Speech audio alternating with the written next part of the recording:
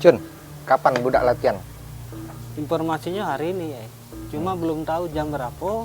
Itu coba aku telepon dulu Pak Iman. Ya. Coba telepon lah. Iya.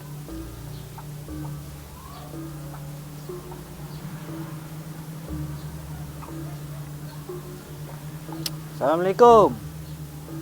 Halo, Pak Iman ya? Ini jam berapa latihan Pak Iman? Oh, jam 3. Iya, iya. Di mana? Di Candi Gede Suro. Oh, ya makasih Pak Iman. Assalamualaikum.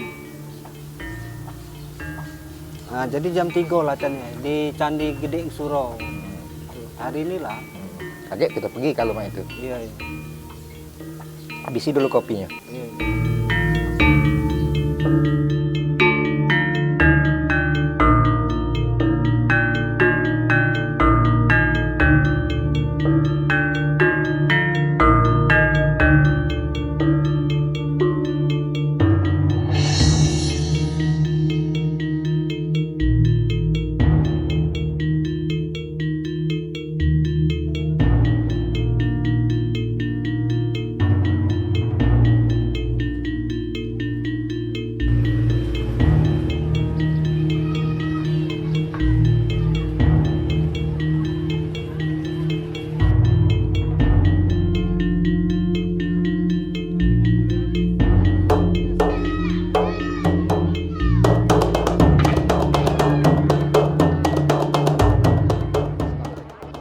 Assalamualaikum. Waalaikumsalam.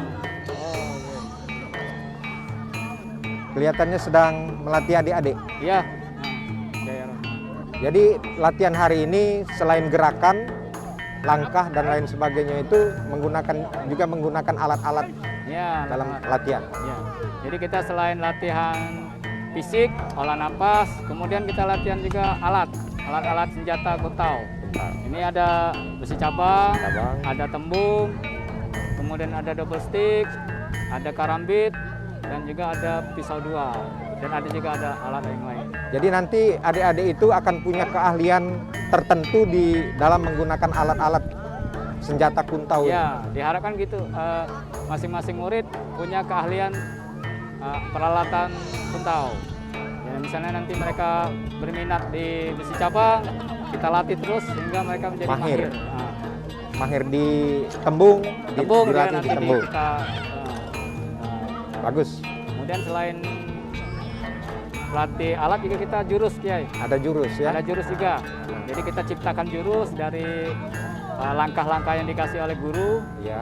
Kemudian kita kembangkan menjadi jurus. Jurus seperti jurus harimau, jurus mabuk, jurus bangau, dan lain sebagainya. Jadi jurus ini nanti menjadi ciri khas dari perguruan kuntau ini. Ya, nanti jurus ini bisa jadi ciri khas ya. Kuntau Sriwijaya. Ya. Kumpul latihan nih, latihan. Nah, sini Pak, latihan sini. Gerak, latihan. Yang main pedang, main royong, tepung, agak jaraknya agak diatur, agak jauh dikit.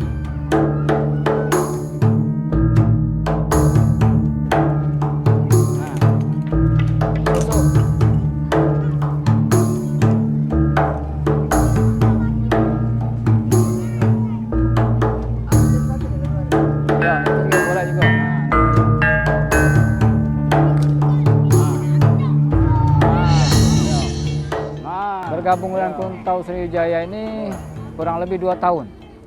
Jadi 2 tahun ke belakang kami ketemu dengan Kuntau Sriwijaya yang waktu itu diasuh oleh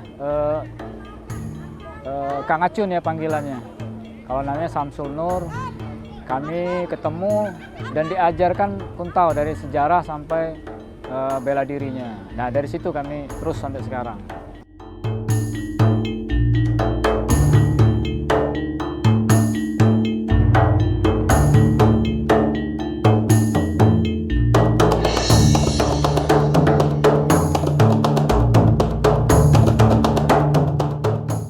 Di masyarakat kan masih ada pandangan bahwa Kuntau itu berasal dari Tiongkok, Cina. Yang kemudian artinya orang dari Cina ke kita sini terus masuk ke Asia Tenggara mengembangkan Kuntau. Itu pendapat mereka. Nah, sementara fakta sejarah yang sebenarnya menunjukkan bahwa referensi-referensi ilmiah berupa kronik, terus data-data Yunani, Cina, Arab, India membuktikan bahwa justru Cina itu belajar ke sini. Buktinya Itsing belajar ke Sriwijaya, Atisa belajar ke Sriwijaya. Jadi setelah tamat dari Sriwijaya mereka pulang. Nah, apa yang dipelajari oleh Itsing di Sriwijaya? Di dalam kursusnya dia mengemukakan selain belajar Sabda Widya Buddha, terus belajar bahasa Sanskerta, dia juga belajar bela diri. Nah, masalahnya sekarang bela diri itu apa? Di Cina tidak ditemukan Kuntau, cuman ada nama. Nah, apa maksudnya? Dalam bahasa Cina, Kuntau itu ialah bela diri yang ada di Asia Tenggara ini, yang diajarkan di Sriwijaya, yang kita sebut sehari-hari itu mainan.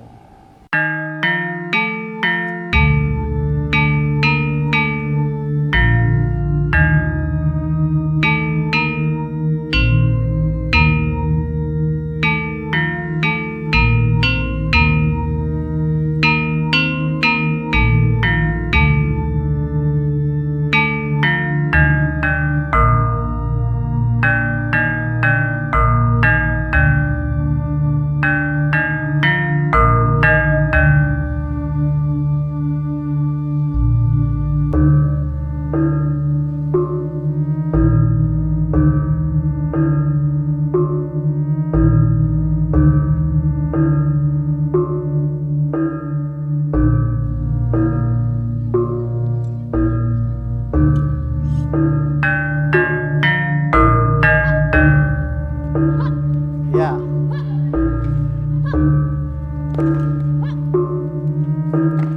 Ya, putar. Nah, lanjut. Terus. Ya, pufu.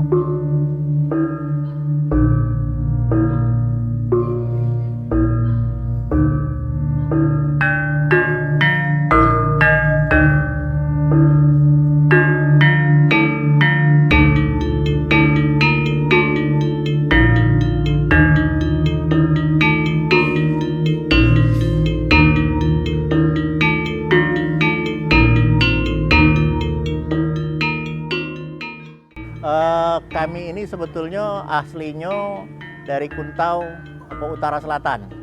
Jadi kalau di Baso sananya itu Nanpai, Pekpai, Shaolin Pai. Jadi kita ini belajar dari sana, tempo hari dibawa oleh Bapak Wawan Suhayat. Diteruskan oleh kita, oleh Ahmad Yani Sumatera Selatan.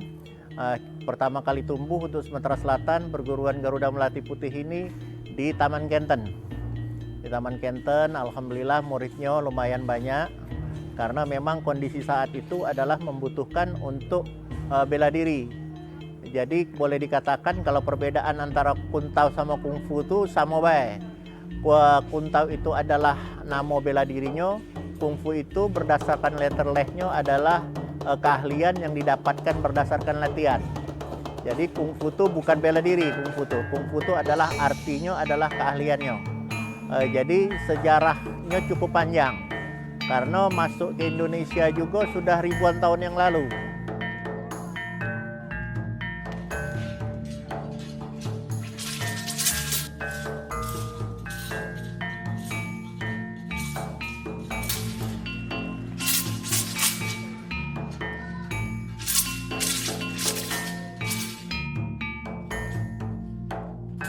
Dari kuntau atau dari kungfu itu melebur ke dalam wusu tuh barangkali agak sedikit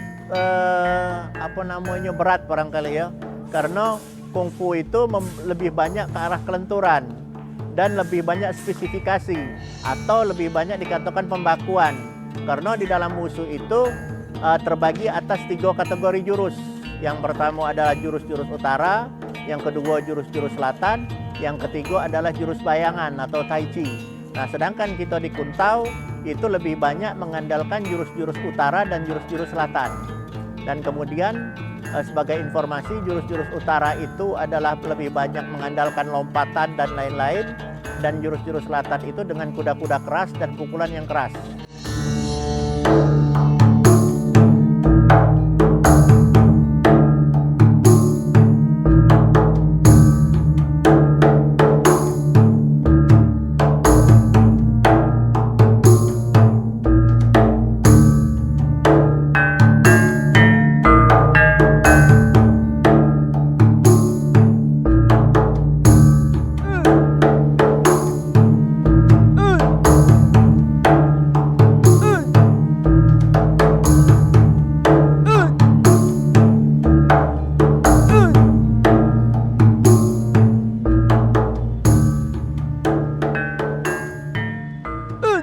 Kuntau Samania ini sejak Syekh Abdul Somad Al-Palembani.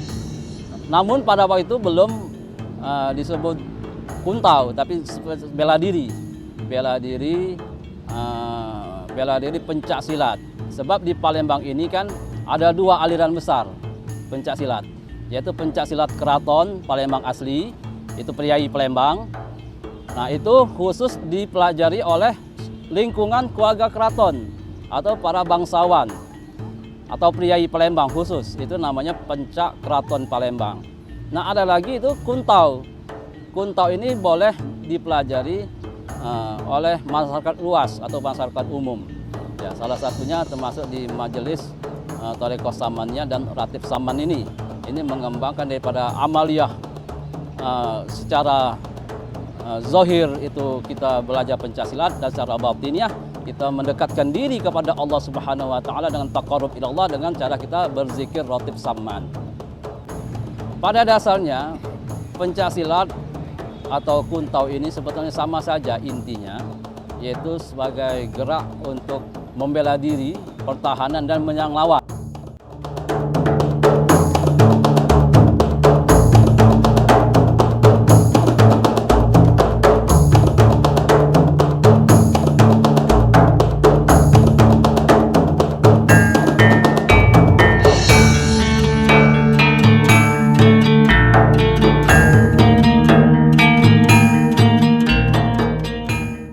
Pencaksilat atau kuntau Palembang ini mempunyai sanad atau silsilah perguruan, di mana saya mendapat atau belajar kepada guru saya, yaitu Kemas Abu Bakar Hasani.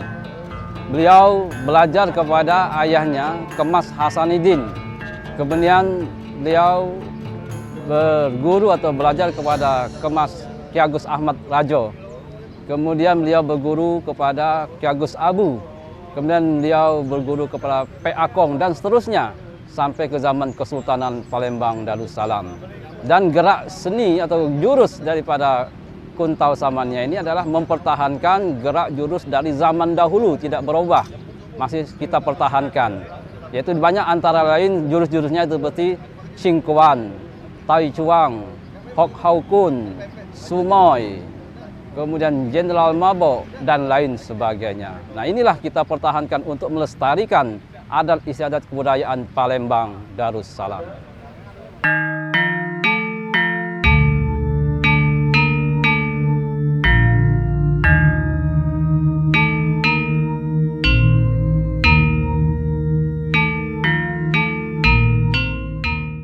sah-sah saja punya pendapat bahwa kuntau dari Cina, boleh. Tidak salah karena itu pendapat. Tetapi masalahnya kita buktikan. Apakah sudah kita teliti belum di Cina ada tidak kuntau? Faktanya Frederick Dreger sudah melakukan, tidak ada kuntau di Cina. Yang ada itu cuma di Asia Tenggara ini. Ditemukan kuntau ini di Filipina, di Muang Thai, di semua kepulauan Nusantara. Loh, yang kuntau dari Cina mana? Tidak ada. Jadi fakta ilmiah yang ada itu menjurus kepada asumsi ilmiah yang tidak terbantah bahwa kuntau berasal dari Nusantara. Kami pernah diundang ke China itu tahun 2003 pada saat persiapan PON di Palembang. Itu justru wong Cinonya dewe tidak menguasai apa-apa jurus yang kita kuasai. Karena kalau cerita-cerita dengan mereka, aliran kuntau itu ada hampir mencapai 1000 lebih aliran itu. Dan dari di antara itu ada yang tersebar di Indonesia, di Malaysia, kebanyakan memang di Pulau Jawa dan Pulau Kalimantan.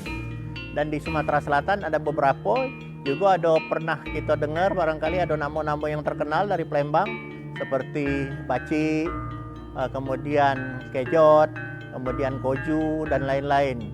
Dan beliau juga cukup terkenal sampai dengan ke Pulau Jawa, ke Jawa Barat khususnya.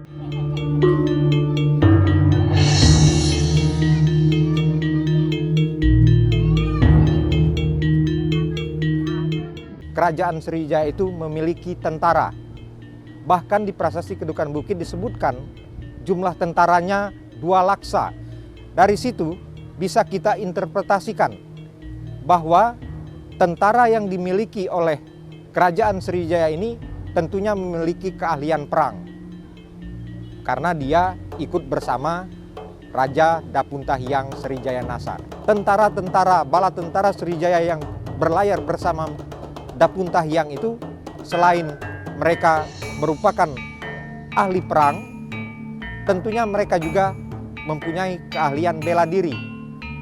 Nah, seperti kita ketahui yang dibicarakan bahwa pada masa Sriwijaya itu dikenal namanya mainan Sriwijaya atau yang dikenal juga dengan sebutan kuntau. Diperkirakan tentara-tentara Sriwijaya ini memiliki kemampuan bela diri kuntau ini di tingkat mahir. Mengapa? Karena mereka adalah tentara yang berkewajiban untuk menjaga kerajaan Sriwijaya ini.